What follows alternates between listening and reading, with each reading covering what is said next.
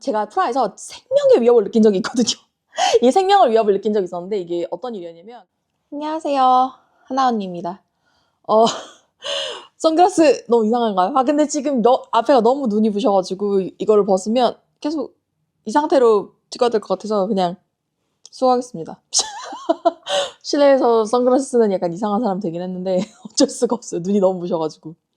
아니, 네덜란드 날씨가 진짜 도랏맨이 돼가지고 지난주에는 영하 2도 막 이래가지고 첫눈 오고 이랬거든요. 근데 갑자기 주말 지나고 나서 영상 14도, 영상 16도 이렇게 되고 오면서 대체 우리의 미래는 어디로 가는가. 아니, 기후위기는 과연 우리 미래 세대에게 어쩌려고 일어나 하는 생각이 그러니까 분리수거 잘하고 쓰레기 많이 만들지 말아야지 또 이런 결심을 또 하게 됩니다.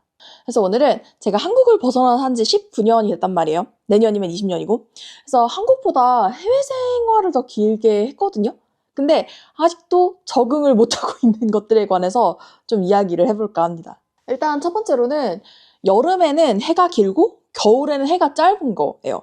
이게 대부분의 시간을 유럽에서 보내다 보니까 분명히 지금쯤은 적응을 해야 되는데, 아니 내가 중간에 호주 생활 3년 남짓 한 거 빼고는 나머지 시간은 유럽에서 보냈단 말이에요.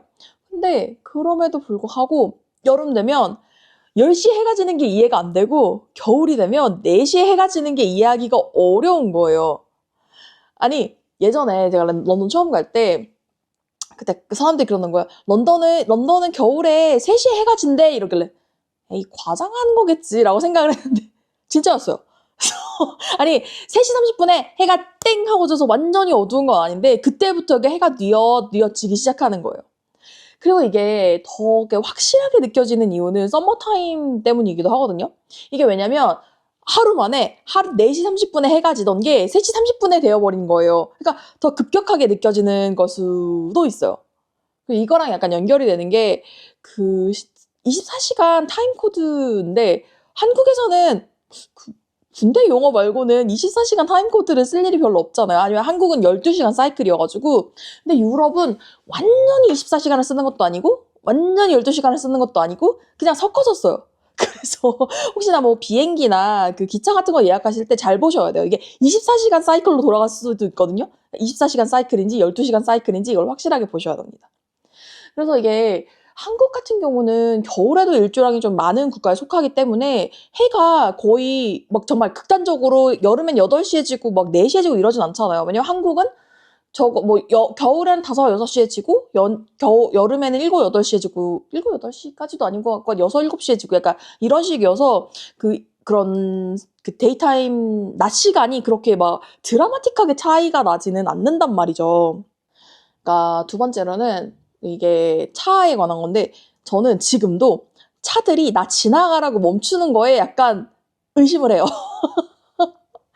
아니 내가 이렇게까지 유럽에 오래 사는 이게 근데 약간 물론 나라마다 약간의 차이는 있어요. 이게 지금까지 살아본 나라를 비교를 하자면 비교적 보행자에게 먼저 건너가라고 양보를 해주는 나라는 네덜란드, 독일, 영국은 먼저 좀 지나가라고 해주고 체코, 스페인, 아일랜드는 차들이 좀 덜 기다려요.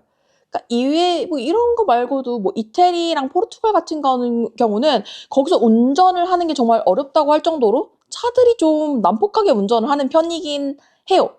그래서 내가 그 차에 관한 일, 자동차에 관한 일로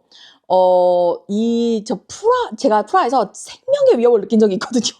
이 생명의 위협을 느낀 적이 있었는데 이게 어떤 일이었냐면 체코 프라하에서 우리가 체코 프라하를 처음으로 갔을 때 12월이었어요. 12월에 갔었는데 12월 말에 이 크리스마스 특수 때문인지 프라하 내에 어떤 방도 빈 데가 없는 거예요. 뭐 거의 한 가격을 3, 4배씩 주고 있어야 돼가지고. 근데 크리스마스 기간 같은 경우에는 우리가 숙소 밖으로 나올 일도 잘 없거든요. 왜냐면 대부분의 가게가 닫기 때문에. 그래서 토마스랑 그때 좀 가격이 저렴한 아예 외곽 쪽으로 가자 이렇게 된 거예요. 프라하도 아니고 프라하에서 좀 떨어진 약간 그런 체코 다른 도시였는데 정확하게 어딘지는 기억이 안 나는데 어쨌든 그쪽으로 가기로 했어요. 그쪽으로 가게 됐는데 그래서 그쪽으로 가려고 우버인지 볼트인지 정확히 기억 안 나요. 불렀어요. 그래서 기사를 불러서 이제 짐을 싣고 그때 외곽 도시로 간다 했잖아요. 그래서 이렇게 고속도로 같은 거를 이렇게 탔었어요. 그 고속도로를 타서 한참 가고 있는데 그 내가 볼 땐 기사도 길을 잘 몰랐던 거야. 길을 잘 몰라서 이 사람이 왜냐면 프라 사람이어서 그런지 다른 도시 길을 잘 모를 수도 있잖아요. 뭐 그거까지는 오케이. 뭐 그럴 수도 있지. 근데 그래서 한참 가고 있는데 그때 왜 고속도로는 이게 다른 도시로 빠지려면 중간에 이렇게 가야 되잖아요. 내가 그때 이 기사 내가 그 체코는 모르지만 그 기사가 켜놓은 내비게이션을 내가 볼 수 있잖아요. 그래서 그 고속도로에서 빠졌어야 되는데 이 기사가 그냥 간 거예요. 나는 그래서 여기서 약간 이상한데? 라고 생각을 해서 하고는 있었죠. 근데 한참 가다가 기사도 자기 잘못을 알았는데 차를 딱 멈춘 거예요. 그래서 나랑 토마스는 이렇게 초록이 눈치를 보면서 어떻게 되는 거지? 뭐 우리 어떻게 해야 되는 거지? 왜냐면 우리는 내가 서로 말도 안 통해서 왜냐면 그 사람은 영어를 잘 못했고 나는 체코를 못하니까. 그래서 일단 이렇게 멀뚱멀뚱한 차가 한 2, 3초 정도 있다가 갑자기 고속도로에서 후진을 하는 거야. 진짜 나 너무 놀랐어. 후진을 그것도 천천히 하는 것도 아니고 정말 빠르게 후진을 해가지고 후진을 해서 아까 들어가야 됐던 그 도로 있잖아요. 후진을 해가지고 간 거예요. 나는 세상 살면서 고속도로에서 후진은 정말 듣도 보도 못했고 진짜 나랑 토마스랑 정말 너무 어이가 없어서 그냥 서로 마주보고 왜 사람이 너무 어이가 없으면 웃음이 나잖아요. 진짜 그래서 나도 몰라 토마스랑 나랑 마주보면서 이런 상태로 후진을 꽤 길게 했어요. 한 200m? 한 200m를 후진으로 가서 그 빠져야 되는 도로를 타고 간 거예요. 정말 생명의 위협을 느낀. 아니, 난 진짜. 체코는 그래도 되는지는 아니, 그래도 될 리가 없어. 왜냐면 이건 고속도로잖아요? 그래서 어쨌든 정말 생명의 위협을 느꼈던 그런 일화가 있습니다. 지금 생각해도 너무 무섭네요. 그래서 왜냐면 인간에게는 위험을 주의 환기시키는 기억력이 좀 중요하기 때문에 예를 들어서 뱀을 보면 공포를 느끼는 게 이게 유전자에 각인된 기억이라고 하잖아요. 그런 것처럼 제가 한국에서 살 때부터 한국에서 유년 시절의 차에 대해 느끼는 가장 큰 감정 중에 하나가 공포가 아니어서일까라고 생각을 해보거든요. 왜냐면 한국에서는 차 조심을 전적으로 보행자에게 책임을 지우는 곳이란 말이에요. 그러니까 내가 말하는 거는 차와 보행자의 사고, 뭐, 보험에는 뭐 몇 대 몇 이런 걸 이야기를 하는 게 아니라, 내가 횡단보도에서 조금만 천천히 걸어도 차들이 당연하게 경적을 울리는 그런 걸 말하는 거거든요. 그러니까 참고로, 네덜란드에서는 교통규정에 따라서 자동차 경적을 사용해도 되는 상황이 엄격하게 제한되어 있어요. 만약에 이걸 어길 때는 최대 95유로의 벌금을 내야 될 수도 있습니다. 그래서 한국이라면 상상도 할 수 없는. 왜냐면 한국 갈 때마다 생각해요. 차를 너무 위험하게 운전하고 아니 사람 나고 차 났지 차 나고 사람 났나 싶을 정도로 도로에서 너무 우선권을 당연하게 차에게 부여하는 경우가 있기 때문에 차랑 같이 걸어갈 때는 좀 겁날 때가 많아요. 그래서 나는 지금도 유럽에 이렇게 오래 살았는데도 차가 나를 보고 설 거다. 저 차는 나를 보고 설 거다. 라는 그런 확신이 별로 없는 거예요. 내가 너무 한국인으로서의 나의 한국인으로서의 각인된 자동차에 대한 위험 때문에. 마지막으로는, 이건 약간 한국인으로서 해외 사는 이주민의 감성과 한국인 특유의 높은 경쟁률을 살아남기 위해서 미친 듯이 일해야 되는 국민성이 혼합된 결과로 내 눈에 들어오는 건데, 유럽에서 가끔 일하는 사람들을 보면, 내가 말하는 거는 나랑 같이 일하는 동료가 아니고, 그러니까 우리 일상생활 속에서 마주치는 사람들을 이야기를 하는 거예요. 그러니까 그런 사람들을 보면서 느껴지는 감정 중에 가장 큰 감정 중에 하나가, 저렇게 일해도 안 잘리나? 이런 감정이 들 때가 왕왕 있어요. 그러니까 예를 들면 이런 건데, 그러니까 제가 박물관, 미술관 다니는 거 되게 좋아한다고 했잖아요. 그래서 나는 여행을 가면 박물관, 미술관을 꼭 가요.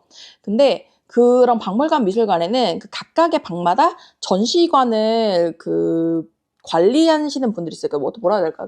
지키시는? 그러니까 사람들이 관람객들이 그림이나 뭐 전시물에 너무 가까이 가거나 아니면은 뭐 너무 시끄럽게 한다거나 이런 거를 관리를 하려고 방마다 사람들이 있는데 아마 내가 또 성수기 여행보다는 비수기 여행을 해서 그런 건지는 몰라도 근데 그렇다고 해서 관광객이 아예 없는 건 아니에요. 근데 그렇게 전시관에서 일하는 사람들을 보면은 핸드폰을 보고 놀고 있을 때가 되게 많은 거예요. 아니 물론 내가 그런 데에 들어가서 되게 조용히 다녀서 그러니까 정말 전시물을 가까이 가지도 않고 막 되게 규칙을 어기는 그런 경우가 많이 없어서 그런 걸 수도 있긴 한데 아니 솔직히 나를 딱히 내가 그 방에 걸어 들어가도 나를 감시하거나 하지 않고 그냥 핸드폰 보느냐고 왜 스태프 외에는 앉지 마세요 하는 의자 많이 있잖아요. 그런데 앉아서 핸드폰을 보고 있는 걸 되게 많이 봐요. 그래서 아니 분명 여기 CCTV가 있을 텐데 별로 아무도 그런 걸로 뭐라 하지 않는군? 저렇게 행동해도 잘리지 않는군? 이런 생각이 들어요. 왜냐면 진짜 엄청 바쁜 사람들이 꽉꽉 들어찬 데 말고 좀 한가한 박물관은 진짜 대부분 그런 경우를 진짜 많이 봤거든요. 그러니까 이거랑 비슷한 게 슈퍼마켓에서 계산을 항상 틀리는 문제가 그 문제를 제가 슈퍼마켓 갈 때마다 진짜 매의 눈이 돼가지고 영수증이랑 우리가 한 거 가격 맞나 이걸 항상 체크하는데 예전에 영국에 처음 살 때 그 만난 한국 사람들끼리 얘기를 했던 것 중에 아 진짜 여기 애들 일하는 거 너무 답답하다고 말하는 것 중에 하나가 만약에 제가 라면을 6개를 샀어요. 그럼 한국은 라면 1개 스캔을 하고 그 시스템에서 곱하기 6 이런 식으로 계산을 하잖아요. 근데 여기는 그냥 하나하나 다 스캔해요. 6개 사면 6개 다 스캔. 농담인 것 같죠? 슈퍼 한번 가보세요. 슈퍼 한번 가서 같은 물범을 한번 2-3개쯤 사서 보세요. 얘네가 스캔을 어떻게 하는지. 그리고 와, 이렇게 싶은 게 뭐냐면, 계산을 그렇게 실수를 해요. 이게 예를 들면은, 1개 샀는데 2개 찍는다던가, 이게 나는 분명히 세일 상품을 사서 세일 스티커가 붙여 있는데, 세일 상품이 아니라던가. 이런 일이 정말 너무 자주 일어나요. 그래서 나는 이제 그냥 포기하고, 그냥 셀프 체크인 가서 계산을 합니다. 아, 진짜 내 이 슈퍼마켓 계산 실수에 대해서는 더 할 말이 많은데 그건 제가 나중에 그러니까 여기 슈퍼, 드럭스토어 같은 거 이야기할 때 한꺼번에 몰아서 할게요. 왜냐면 또 이게 또 얘기가 길어지기 때문에. 그래서 아무튼 유럽에 이렇게 오래 살면서 는 건 슈퍼마켓 계산 실수를 놓치지 않는. 분명히 이렇게 계산서를 보면 알게 돼요. 또 계산을 실수했구만. 가서 또 얘기해야겠구만 이렇게 돼요.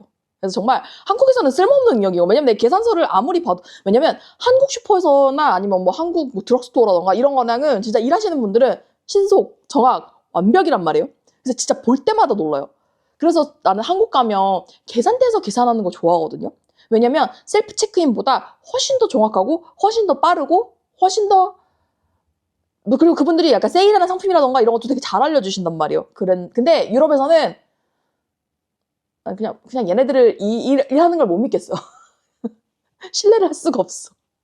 아니 뭐 얘기 한참 하다 보니까 되게 소소한 일상생활 에피소드라 별로 재미없으시려나 싶다가도 약간 해외 생활의 맨얼굴 같은 걸 이야기해주는 것 같으니까 괜찮지 않나 하는 생각이 약간 교차하고 있는데 이게 언제나 이야기하지만 내 영상이 뭐 무슨 교육적, 감동적 그런 내용은 아니고 그냥 외국 사는 언니가 어떻게 사나 해외에서도 사람 사는 거 다 똑같구나 이런 감성을 느끼게 해주는 영상이 아닐까 생각하면서 오늘 영상도 한번 준비해왔습니다.